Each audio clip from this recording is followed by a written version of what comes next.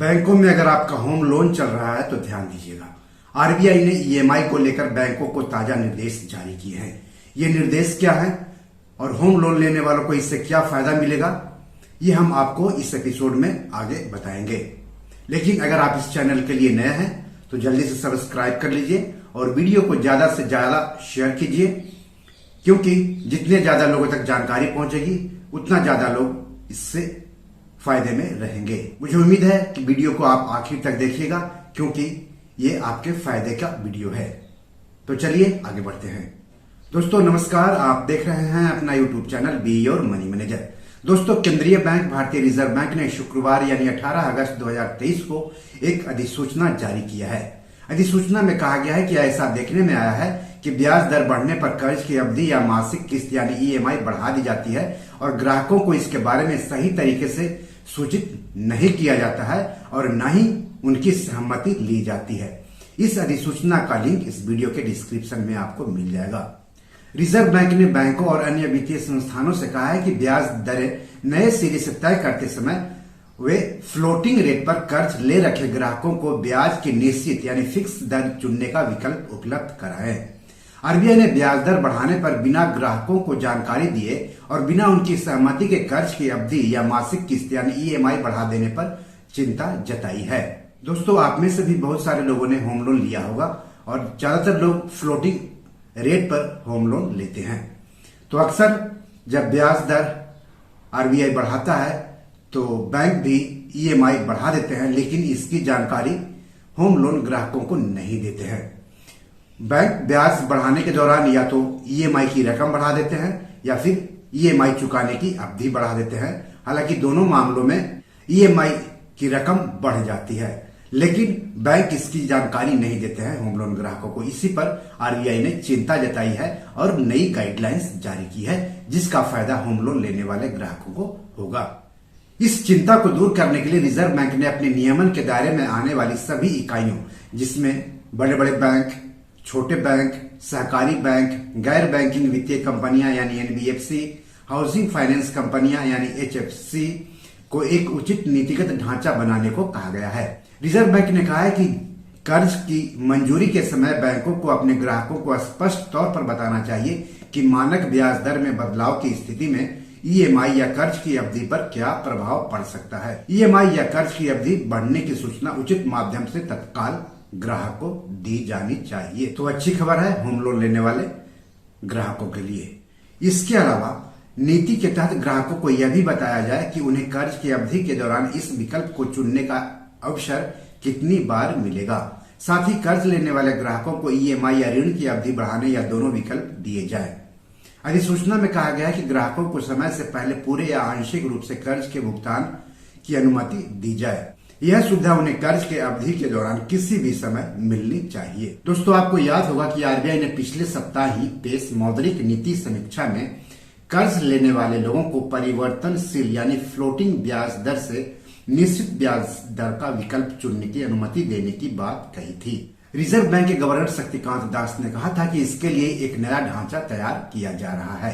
इसके तहत बैंकों को कर्ज लेने वाले ग्राहकों को ऋण की अवधि तथा मासिक किस्त यानी ईएमआई के बारे में स्पष्ट जानकारी देनी होगी। आपको बता दो कि जब भी आप होम लोन लेने जाते हैं तो आपके सामने 3 तरह के दर की पेशकश की जाती है।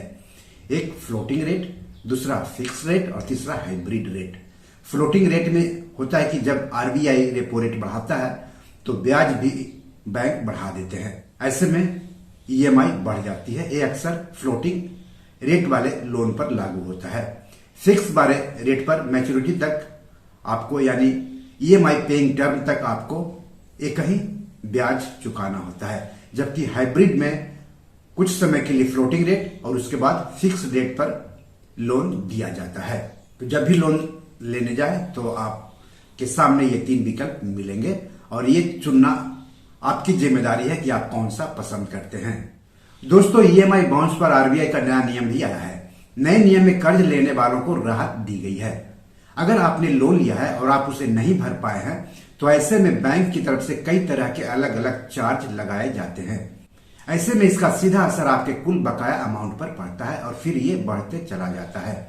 इसी को लेकर अब भारतीय रिजर्व बैंक यानी आरबीआई ने एक नया नियम बनाया है। इसके तहत लोन खातों में पेनाल्टी और ब्याज दरों के खुलासे में पारदर्शिता सुनिश्चित करने के लिए निर्देश जारी किए हैं आरबीआई ने।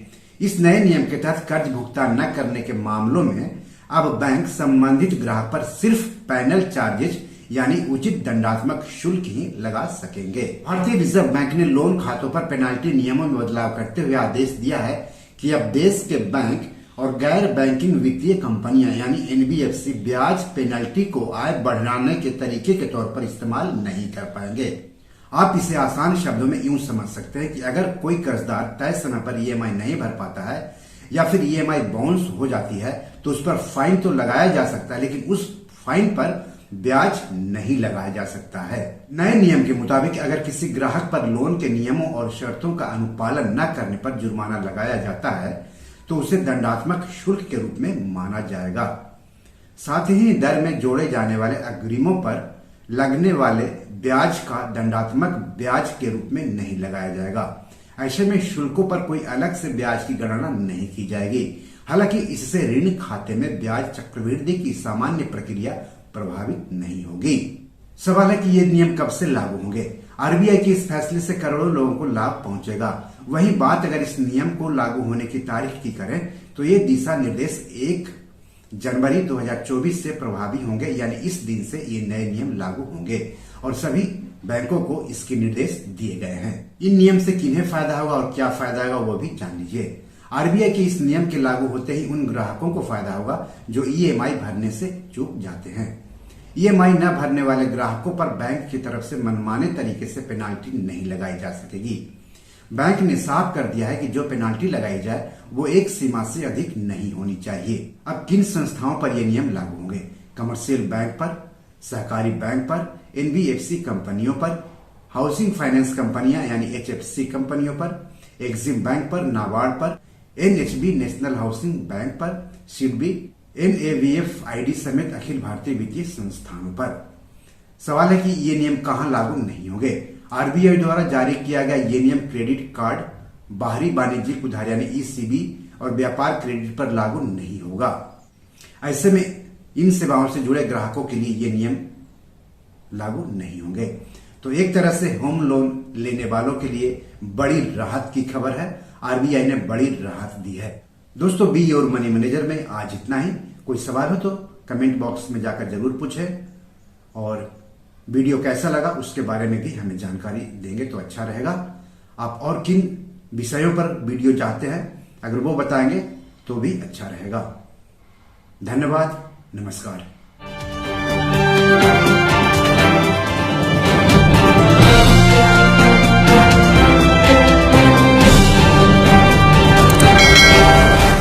दोस्तों, ये मेरी 7 किताब है जो कि amazon.com पर पब्लिश है। आप इसे डाउनलोड करके पढ़ सकते हैं।